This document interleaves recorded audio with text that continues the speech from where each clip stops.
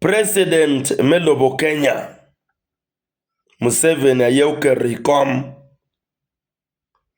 President me Kenya ma ini ng'eyuni General Yoweri Museveni Kagota en ayeuke ikom. President me South Sudan en kama chokni. President me South Sudan Museveni en ayeuke ikom. President me Burundi atie East Africa kany amete ng'e gimo. President me lobo Burundi General Yoweri Museveni Kagota ayeuke rikom.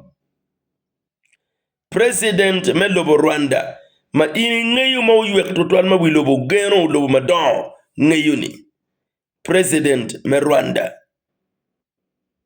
General Yoweri Museveni Kagota en ayeuke ikom. President me Tanzania en madako eni mego ma ini ng'eyo en me Tanzania. President me lobo Tanzania General Museveni ayeuke rikom me Tanzania eni. I Congo lweny bidi titi Congo very soon. No Congo tie ki president manyien. President manyien matika bino melobo Congo Museveni ayobi kero. General Yoweri Museveni ayobi kero ikom. So one jo mukene en ma wan lulok ma tek ma kiluwa wani human rights defenders. One human rights defenders paluo. One human rights defenders pa one lep.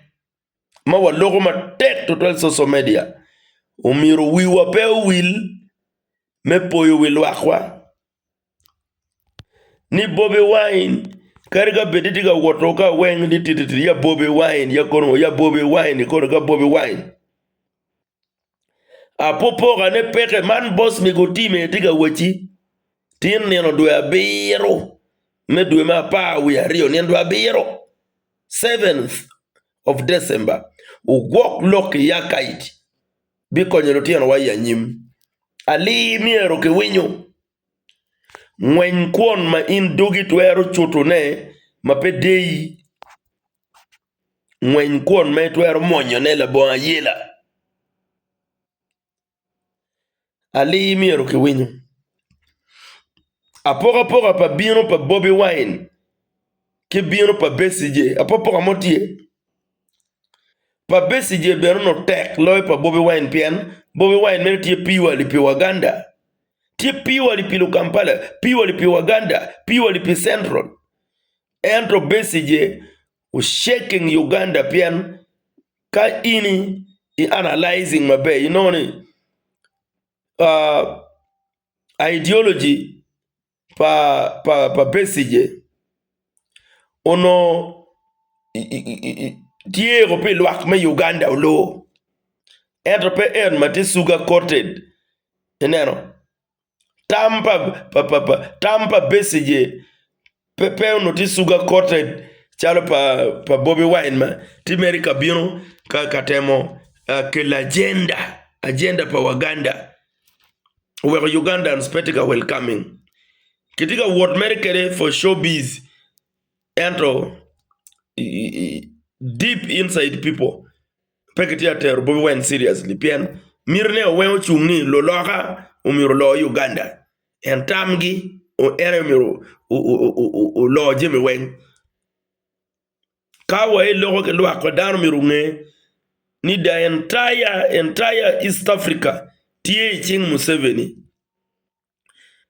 makore idea mane o nem chal lo ma woko tika bino lo ma woko ni giti yuki Museveni aye Museveni be tie part of joma woko ni in tawni in ka pe winye ka America in twer lo pik pe lwak mwakani ka in pe winye ki Britain ma in peringa Britain I peringa America in lo pe karma pol kumri Museveni ti la rem Israel Uganda kumri ti la rem Israel Uganda tila rem America, Uganda tila rem Britain.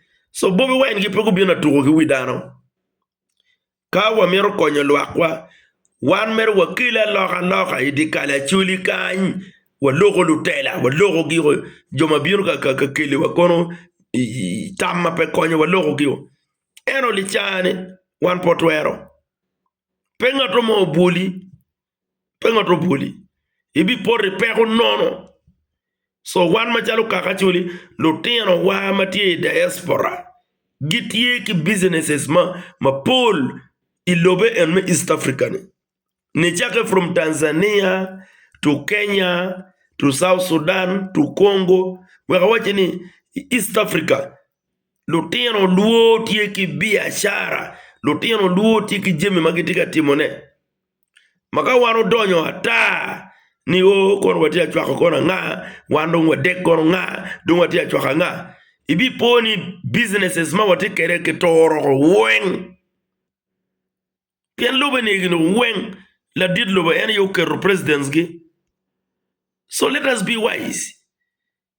Boss mi katika lokidi ket chwinyi, kaya kwaya keto chwinyi, an kona loko comedy, kona koka, kona nyera, kona timungo, kaya tii ki loke. Pian there are ways of giving information. Information mokana mirwa koka, wako don deep. Information mokana mirwa nyera. Wekete mere tukutuku, and not in reality. Information mokana mirwa daya. Kalwenye beneke lwenya, I don't know, no information. And mere la mi ngej, I have all ways of mi ngej. So, Lutino wamati diaspora, me, I cannot put your businesses in risk. Uwerenero ana oki kumbobi wine. Me, I cannot put your lives at risk. That's why nero oki kumbobi wine. Pian an pira kena ana tek ma Bobi Wine luora. Ana tek ngang. Chega da ripe ki Bobi Wine. Kelu peke kum luaka. Pian no way shaking gamente. No way shaking mon beru shaken. Gamente beru shaken. Ka anu team eni. Ni a rip chiaki Bobi Wine. Anu team eni. A rip chiaki ngata dek gamente. Gamente beru shaken. Chiki ki ruenyo kwa padano na mapol. Ki balo business padano na mapol. Ka anawani a chwak blindly. Mapabe riek. Obi balo kwan palutino luo matek pian janganti we South Sudan, janganti we Congo, janganti we Kenya, janganti we Tanzania, janganti we kwene pian araberu luo jangwatika weng. So umiro kabe making decision and making wisely. Otherwise, wabitiyo lutino wow. Pian gina wano tete mu piem kwereni. Gine petidi ya. Wan wati ya temu lwenye gina ge tiyo wow.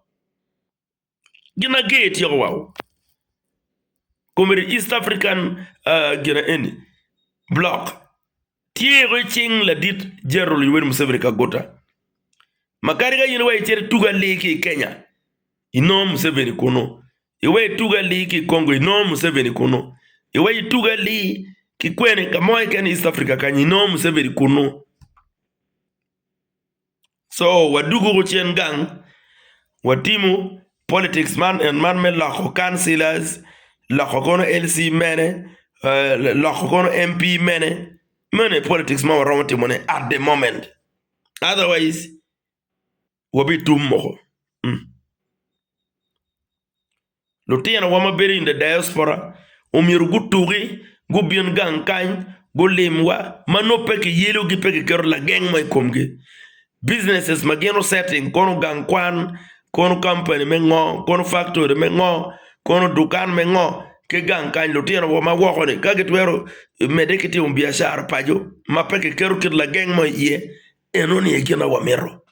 Otherwise Mm.